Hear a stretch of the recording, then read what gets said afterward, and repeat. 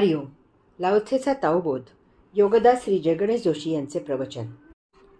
सर्वसामान्यांच्यात जगा. लाओत्से पुढे सांगतो की म्हणून लोकांमध्ये श्रेष्ठ होण्यासाठी आपल्यापेक्षा खालच्यांची भाषाच बोलायला हवी. जर लोकांमध्ये आघाडीला राहायचं असेल तर त्यांच्या मागोमागच जायला हवे. आपल्याला ज्यांच्यात राहायचे असेल त्यांच्या चाली रीतिरिवाज आपल्याला चांगले अवगत असायला हवेत.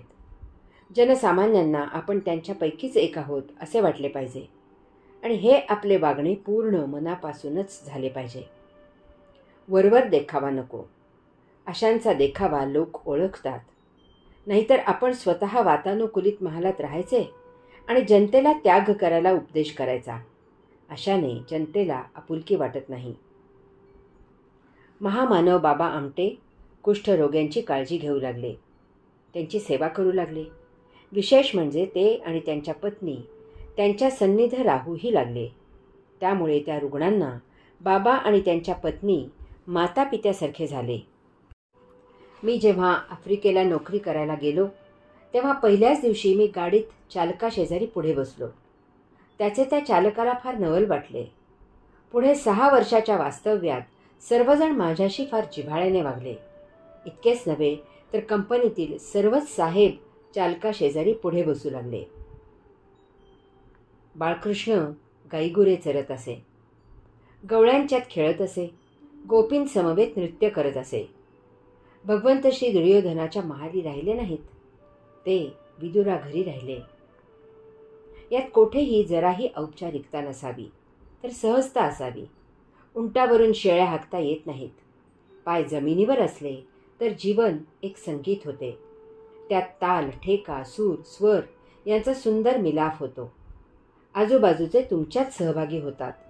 ज्या गावी जाता त्या गावची भाषा बोललात तर ऐकणाऱ्याशी स्वाभाविक आपुलकी आणि जवळीक निर्माण होते. आनंद खुल्या मनाने वाटावा. आनंदाने आनंद शतगुणित होत जातो. सार्वजनिक ठिकाणी गेल्यास एकट्याने जेवण्यापेक्षा सहभोजन करावे. घरीही सर्वांनी पंगत करून एकत्र जेवावे. यात जेवणाची चव काही न्यारीच होते आणि जेवण छान पचतेही. लाओत्से पुढे सांगतो की आपल्याला जनतेचे पुढारी व्हायचे असेल तर आपण जनतेच्या पुढे न चालता जनतेच्या मागोमाग चालावे. स्वतःला श्रेष्ठ जाहीर करू नये. ज्याला श्रेष्ठत्वाची अभिलाषा असते त्याला जनता खड्यासारखी दूर करते. जनतेच्या मागे गेले की जनता जाणते की हा आपल्यासोबत आहे आणि हा आपले प्रश्न मार्गी लावेल. कारण जो पुढे चालतो त्याला त्याच्या मागे जनतेला काय त्रास होत आहे ते दिसत नाही.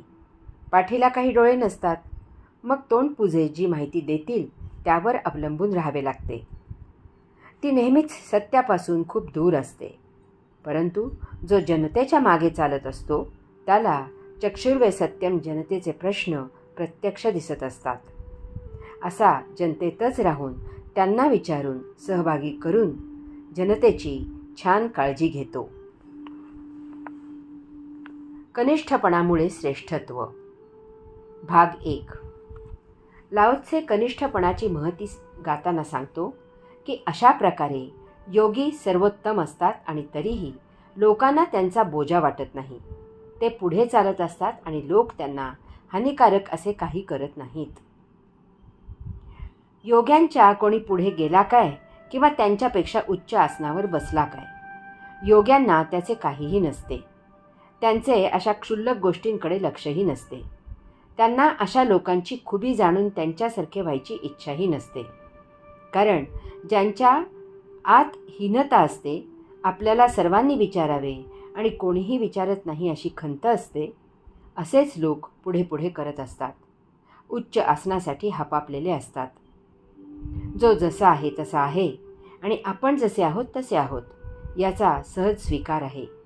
यात नाकारण्यासारखे आहेच काय? ही तर जन्मजात प्रभूची देणगी आहे. रानात लहान झाड मोठ्या झाडाचा द्वेष करत नाही. ते जसे आहे तसे आनंदात फुलते. किंवा चिमणी हत्तीची शक्ती पाहिजे म्हणून प्रयत्न करत नाही की सिंहासारखी डळकारी मारायचा खटाटोप करत नाही. ती चिमणी म्हणूनच मोठ्या संतोषाने जगते. शक्तीची इच्छा हा मानसिक रोग आहे. बेडकी बैला एवढी फुगायचा प्रयत्न करू लागली तर फुटून फाटून गतप्राण होईल. ज्याने त्याने आपापली सीमारेषा ओळखावी आणि वर्तन करावे. नसत्या अपेक्षा पूर्ण करायला गेले असता ते तर मिळत नाहीच, परंतु सध्या जे हाती आहे तेही नष्ट होण्याची शक्यता असते. योगी सहजच नियतीला अपेक्षित असे नैसर्गिक जीवन जगतात. कोठे गेले तर सहसा कोणाच्या लक्षात येणार नाही अशा बेताने जेथून लोक ये जा करतात त्या दरवाजात सर्वात शेवटी बसतात. सार्वजनिक समारंभात सर्वात हलके काम आनंदाने स्वीकारतात. अनेक मंदिरातून भक्तांचे जोडे साफ करणे ही फार मोठी प्रभुसेवा मानतात आणि ती लोक मोठ्या आनंदाने करतात. नाहीतर आमचे आमदार नामदार इमारतीची कोनशिला बसवताना कपडे खराब होणार नाहीत अशा बेतानं ते थापटणे फोटो काढीपर्यंत सरासरी कसेबसे पकडतात. खुर्चीवर असताना उद्घाटनाच्या नावाखाली आपले नाव जिकडे तिकडे कोरून ठेवतात. त्या खुर्चीवरून खाली झाले तरी आपल्या नावामागे माजी आमदार किंवा नामदार अशी उपाधी लावतात. माझी तर माझी, कारण त्या उपाधीशिवाय ते जगू शकत नाहीत.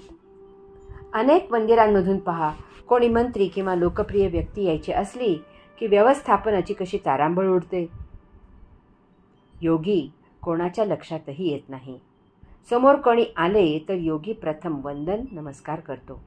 त्याला कोणासमोर वाकायला काहीही कमीपणा वाटत नाही, कारण त्याच्यात अहंकाराचा लवलेशही नसतो. तो सर्वांमधील आत्मा जाणतो आणि स्वाभाविकच त्याला वाकून नमस्कार करतो. हरि ओम.